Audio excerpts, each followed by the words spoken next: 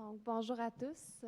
Il me fait plaisir d'être parmi vous aujourd'hui pour vous parler des résultats de ma thèse doctorale qui porte notamment sur l'intégration au travail, les luttes de pouvoir et les formes de violence invisibles, plus spécifiquement du cas des femmes cadres. Donc, au niveau de la problématique, du point de vue statistique, on remarque que malgré une augmentation marquée des femmes dans l'encadrement, persiste une division sexuelle du travail. Au niveau vertical, plus on monte dans la hiérarchie, plus les femmes cadres se font rares.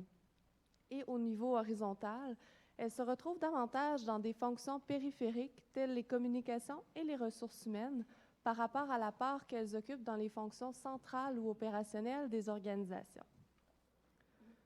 L'objectif général du projet est de mieux comprendre les expériences subjectives au travail des femmes cadres dans une perspective qui prend en compte le travail réel, la dynamique de la reconnaissance au travail et la construction de l'identité, et de lier ces aspects au processus d'intégration et de maintien au travail.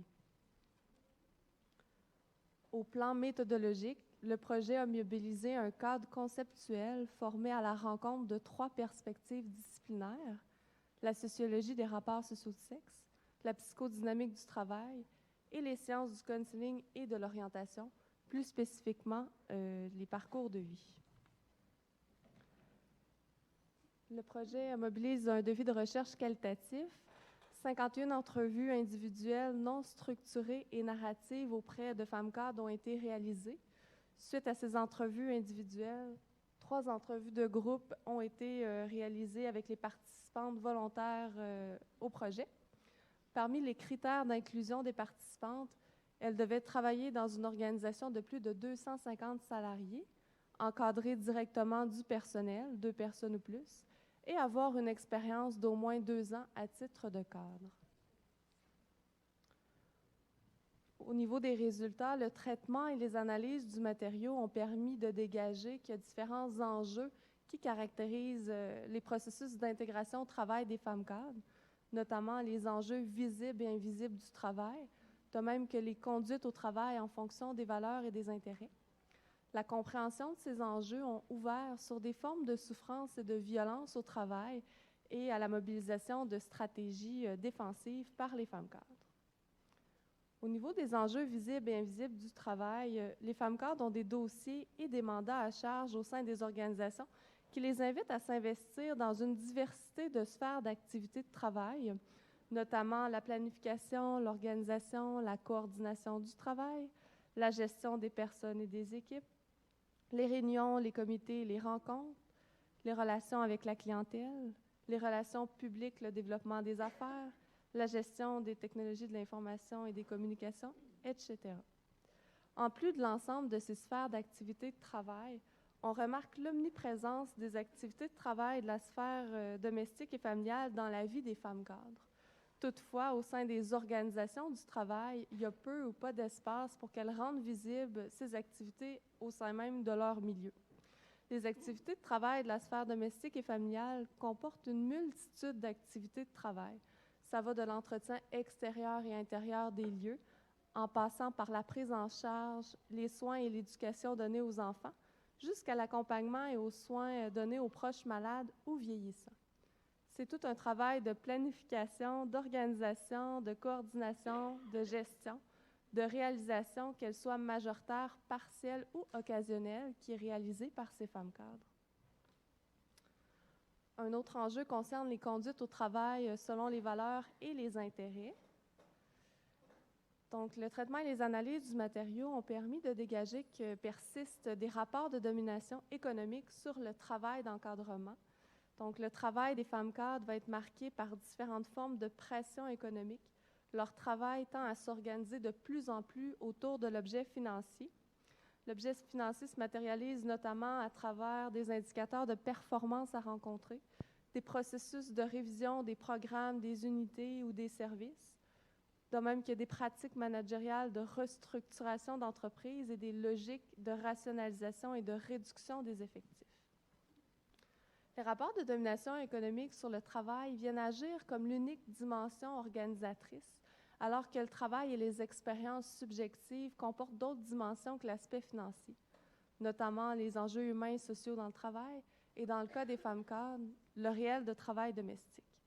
Dans ces contextes, toutes les femmes cadres ont expliqué et arrivé à atteindre les objectifs de performance, sans quoi elles ne pourraient pas demeurer en poste. Toutefois, pour atteindre ces objectifs, il y a différentes conduites qui sont construites dans le travail, différents moyens qui sont mis en œuvre pour y arriver. Donc, comme vous le voyez à l'écran, une première catégorie concerne les conduites au travail des femmes cadres ancrées dans des valeurs et des intérêts du monde humain et social. Ces conduites sont axées notamment sur le soutien et l'accompagnement des équipes et des clientèles dans la production d'un bien ou la réalisation d'un service. La deuxième catégorie concerne les conduites au travail axées dans des valeurs et des intérêts du monde économique et instrumental. Donc, les femmes cadres vont être notamment mobilisées au développement et à la mise en œuvre des procédures et des outils rattachés plus spécifiquement aux dimensions économiques. Donc, le traitement et les analyses du matériau ont permis de comprendre que différents rapports entre ces deux grandes catégories sont vécus par les femmes cadres tout au long du continuum et il y a différents types de conduites qu'elles viennent qu'à développer dans leur rapport au travail, que ce soit des conduites de rupture, de distanciation ou d'arbitration entre les deux mondes. En fonction des contextes et des situations de travail, les femmes cadres peuvent bouger au sein du continuum, quoique la plupart d'entre elles ont tendance à se reconnaître dans l'une ou l'autre des positions que l'on retrouve. Et la plupart d'entre elles se situent au centre, à la position C. Aux extrémités, on retrouve seulement quelques femmes cadres. La compréhension des conduites au travail des femmes cadres en fonction des valeurs et des intérêts appelle à la prise en compte des enjeux de boulot sale et de sale boulot dans le travail d'encadrement. Donc, le boulot sale concerne les activités de travail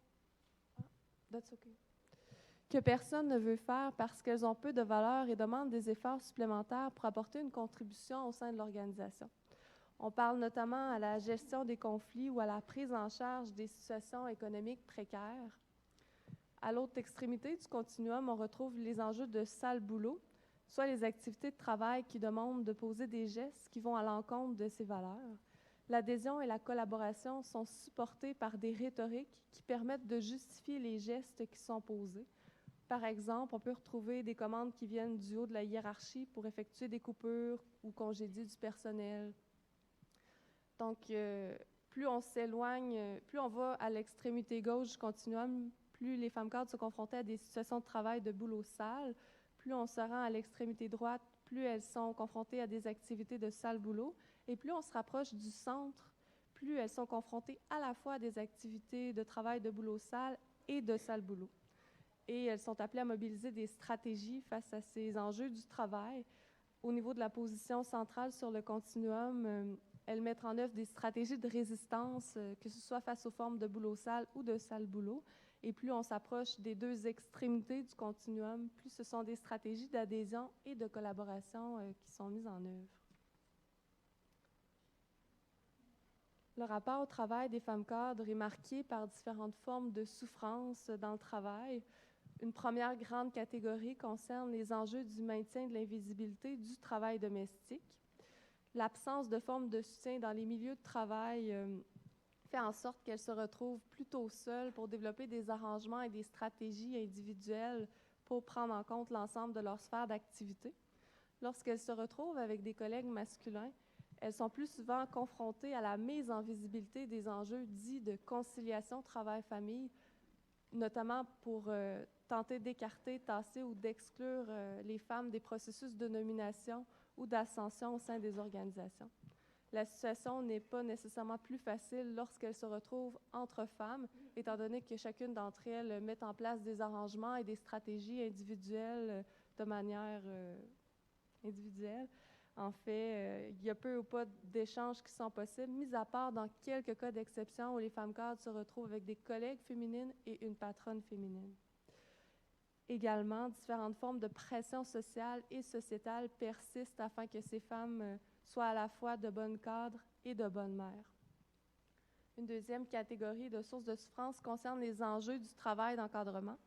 les processus d'intégration des femmes cadres dans l'univers de l'encadrement est à l'image d'une course à obstacles ou du parcours de la combattante, où est-ce qu'elles sont appelées d'abord à devoir apprendre à survivre dans l'univers de l'encadrement et ensuite tenter d'éviter les pièges des postes peu considérés, des activités de travail dévalorisées, etc. Il y a aussi différentes situations de travail qui les amènent à être confrontées à différents conflits de valeurs dans leur rapport au travail. La compréhension des sources de souffrance dans le rapport au travail des femmes cadres a ouvert, dans certains cas, à des formes de violence invisibles.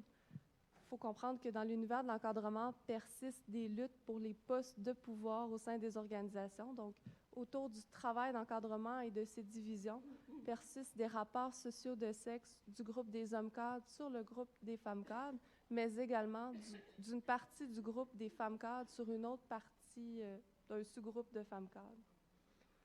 Donc, différentes formes d'intimidation, d'agression, d'harcèlement ou de mépris peuvent avoir pour effet de venir remettre en doute les compétences des femmes cadres, remettre en question leur poste et leur place dans l'encadrement, les décourager à poursuivre leur processus d'ascension ou encore les écarter des processus de nomination et de promotion.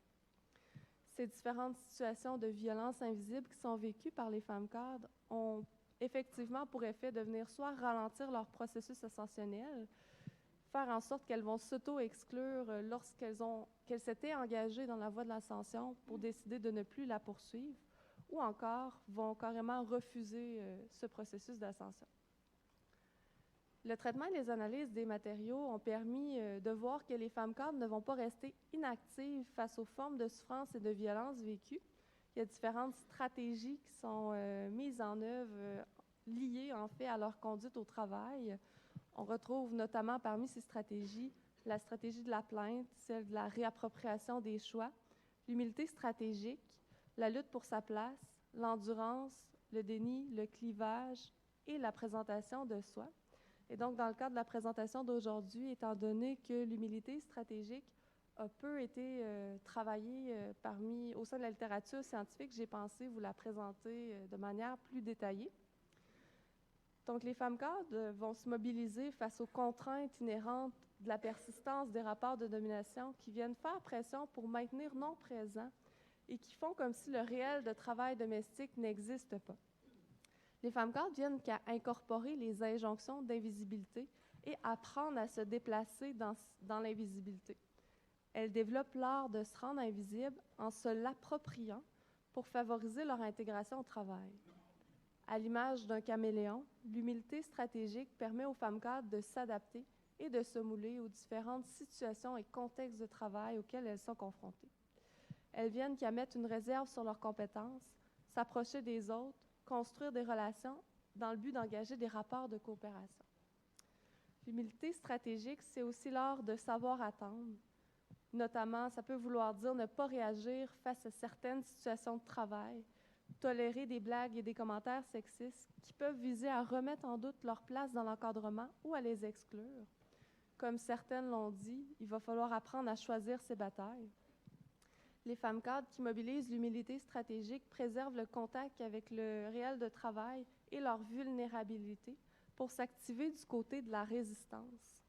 Elles vont tenter de demeurer discrètes, d'avancer sans être vues. Elles construisent dans l'ombre leur savoir-faire. Elles viennent qu'à développer leur capacité à lire leur environnement. Qui sont les personnes impliquées dans les situations de travail? Quels sont leurs enjeux? Quels sont leurs intérêts? Comment elles peuvent arriver à poser leurs demandes pour être entendues? Elles viennent qu'aussi qu'à développer leur solidité à propos des dossiers et à développer des connaissances plus larges du champ de connaissances liées à leur domaine d'activité. Elles doivent aussi arriver à comprendre les modes de fonctionnement des lieux de pouvoir. Leur manière de faire va être sur la ligne entre le ton naïf, surpris, où elles mettent de l'avant qu'elles sont peut-être dans l'erreur et qu'elles peuvent se tromper. Mais derrière cette manière de se présenter avec humilité, elles développent leur savoir-faire et leur stratégie jusqu'au jour où elles se font voir. Ça va leur demander une compréhension fine des enjeux du travail et de ses divisions. Et lorsqu'elles vont se faire voir, elles vont tenter de se faire voir pour ce qu'elles font, au moment où les autres s'en attendent le moins, afin d'arriver à déstabiliser les rapports sociaux de domination. Les femmes cadres collaborent à l'invisibilité à des fins stratégiques. Elles tentent de se faire voir et d'être reconnues pour ce qu'elles font dans l'encadrement, dans le but d'arriver à occuper les places intéressantes et les postes de pouvoir au sein des organisations.